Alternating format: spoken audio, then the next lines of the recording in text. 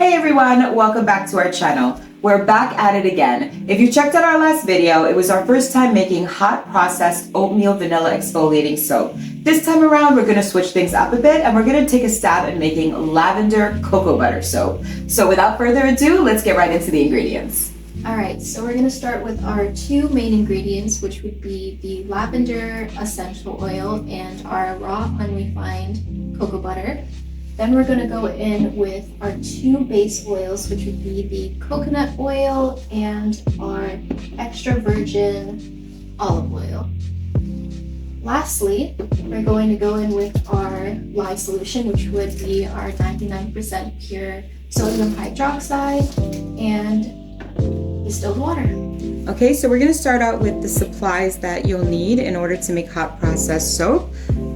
First, you're gonna need a digital scale. This one reads in grams and ounces and pounds. We're gonna work with ounces because it shows the decimal points, so it gets really exact. We're also going to need a metal stainless steel cup. We actually are using this just for the lye. Since it's a chemical, we're gonna not really be using anything else in it except the lye. We also have a thermometer. You can use something simple like this, which is what we used during our last soap video, but we actually got a bit savvier this time and we went and purchased a digital thermometer like this from Amazon. It was roughly $10, I would say, but it makes things a little bit easier because all you have to do is like hover over the ingredient and it just automatically reads the temperature for you. But quite honestly, you can use either of the two. Whatever you have on hand will work. We've also got our immersion blender. This is super important because it's going to allow you to mix all of your ingredients together and get it nice and lathery. So this is the one we're using, but you can really use any brand that you want. We also have a couple of different glass jars. We use them just to measure up the different oils. And instead of glass jars, if you also have a couple of these kinds of bowls on hand, you can use these too. Really anything will do, to be honest with you, as long as you have a couple of them, because you're gonna need them for all of the different ingredients. And then naturally we have our measuring cups, and then we also have our measuring spoons. These are like teaspoons, tablespoons, quarter teaspoons, half teaspoons, the whole shebango wango right here. We also have these silicone spatulas, which are really helpful because when you mix the soap, you're going to need something that can withstand the temperature. So we've got a couple of different silicone spatulas here. We also have a ladle. I don't know if we're gonna need one this time around, but you may need it depending on the type of soap you use. So we've also got a ladle on hand. We also have a little dropper, and we're gonna use the dropper to basically measure out the essential oils. Sometimes you measure a little too much, sometimes too little, so the dropper comes in handy just to make sure you have precise measurements. And we also have our silicone molds. Last time we had more of a rectangular mold for our soaps. This time we're doing a lavender, so we thought it'd be kind of nice to have oval molds. So yeah, you can get these in different shapes and sizes. We got ours from Amazon, but lots of different vendors sell them. So really up to you what type you want to use. And last but not least, you probably can see it in the corner right here. We've got our handy dandy crock pot, and that's what we're going to use to heat up the different oils and to basically cook up the soap, so to speak. You just basically are going to keep it on warm and on low, and it does its thing for a couple of minutes, and that really kind of is what makes the soap the soap. So yeah, just a couple of supplies on hand, and let's get right into the recipe. So we have our cocoa butter in these big blocks. We bought them in bulk. So the first thing we're gonna do is try and break that baby apart to see how much everything weighs. Oh, and so 0.1. We've got a long way to go, it seems.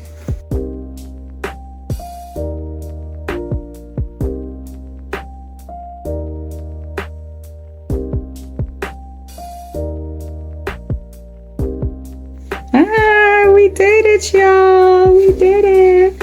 It smells like the pure cocoa butter sticks. I love that. So exactly what we wanted it to smell like. And the reason we wanted to use cocoa butter as the base of this is just because cocoa butter is a fantastic moisturizer and conditioner.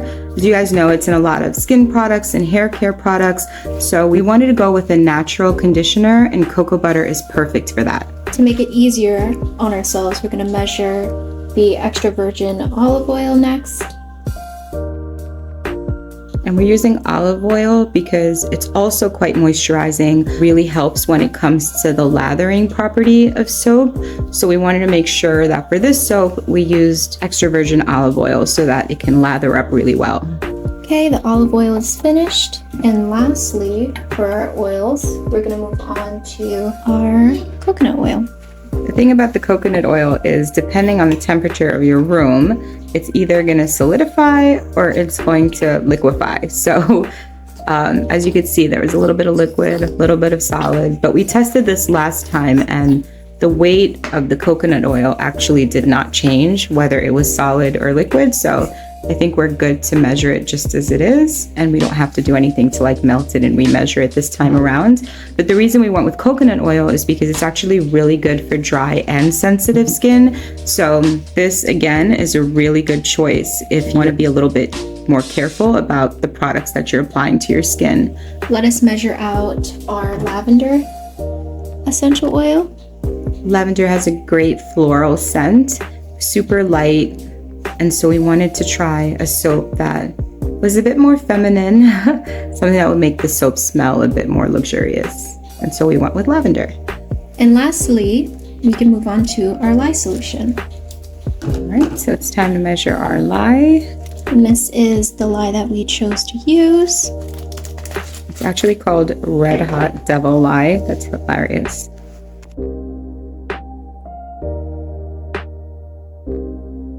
Now that that's measured, we can move on to our distilled water. So while we're mixing the distilled water and the lye together and letting that cool down, we're going to take all of our oils and kind of melt them in the crock pot. That was something we kind of messed up with last time because while we were waiting for the lye to essentially cool down, we were supposed to be melting and heating up the crock pot, which kind of resulted in our soap to become a little bit thicker than usual. So hopefully doing it this way will make it a little bit more smoother when we put it in the molds. Okay, so you don't want your lye to be straight on the table because it's going to be at least 200 degrees Fahrenheit. So you want to put it in kind of like a stainless steel bowl, or like, I wouldn't say a glass bowl, more so stainless steel. Yeah, just something that's like heat resistant. Okay. So let's take all this stuff, move it back. this part's kind of fun. It's like a bit of a science experiment. When you mix the lye into the distilled water, it starts to slowly heat up. You see it's like already bubbling. And you also want to try to have a bit of a ventilated room for this, just so that there's no fumes or chemicals. All of the lye powder has dissolved in the distilled water. So now we can just leave it be and start heating up our crock pot. This is actually our first time using our digital thermometer, so we're kind of excited. Let's see if it does the trick. Last time we had our little stick thermometer, so let's see with the digital thermometer if it reads it super quick. Okay, wait. Okay, so let's check. Yep, that's right. It was on Celsius. Make sure your digital thermometers are on Fahrenheit, y'all. There we go. So what is it reading now? Oh, 172.4. So you see, that's the reason we got a digital, because as you can see, the stick thermometer, we have to wait for it to constantly move up to temperature. Whereas with the digital thermometer, you literally take like a second or two and it immediately reads the temperature. So if you want to do something that's a bit more time effective, highly recommend getting a digital thermometer for this. So we've already put the crock pot on low. You first have to start with our solid oils. You always start with your solid oils if you're going to be putting in any type of butter or anything like that. So that's our cocoa butter, which is the most solid oil we've got.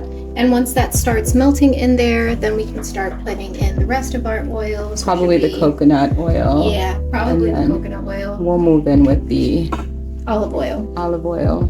And right then after that. Yeah. Cool. All right. So let's give our cocoa butter a few minutes to start melting down. Kind of curious to see how long that takes, but we'll keep an eye on it. We'll be back. The butter is almost melted. Almost all the way melted. There's only like a little piece left. So now we're going to put in the rest of our oils. That's the coconut oil. Yep. And now the olive oil.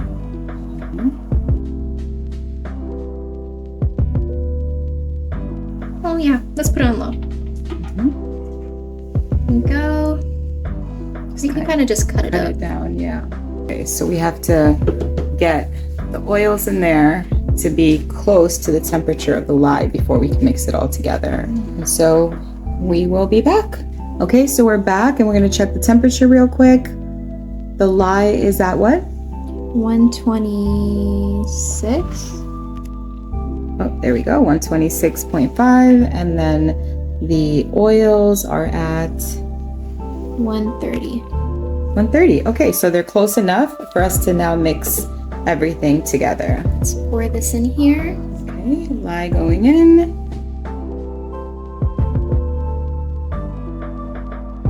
You can kind of see a reaction to the color changes. And then we go in with the immersion blender.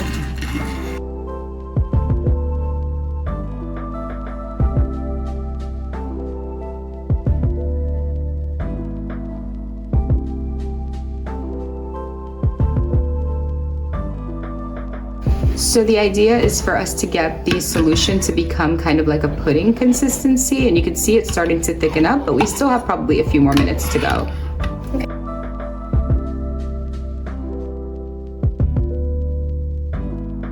Looks like it's done and that we can close it now. Excellent. All right, we've got the lid. Close this baby down. Smelling good already in here. So we've closed the crock pot now, and we're gonna wait for the mixture to thicken until it's about like a mashed potato consistency. We're gonna check back on this in about 15 minutes. Yeah, in about 15 minutes, and we will be back. All right, guys, so it looks like the mixture is just right. You can see it's kind of like mashed potato-ish consistency when we mix it. And so this is the point, once it's kind of mixed together, that we're gonna add in the lavender essential oil. And then we're gonna have to work really quickly and get it right into the mold. See, mix, you could smell it immediately. It smells really good in here. And we're gonna start layering this right into the molds now.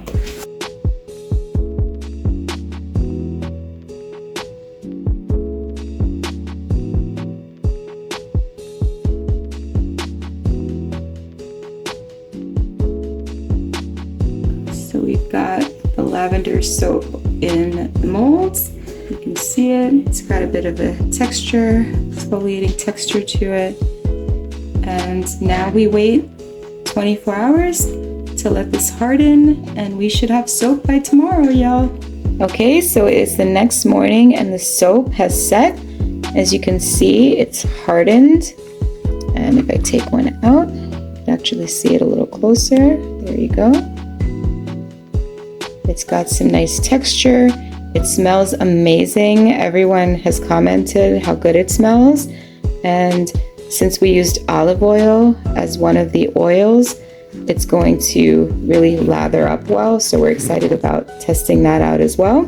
Our next soap that we're gonna work on is going to be a cedarwood soap, so more of a masculine scent. And yeah, we're excited, so stay tuned.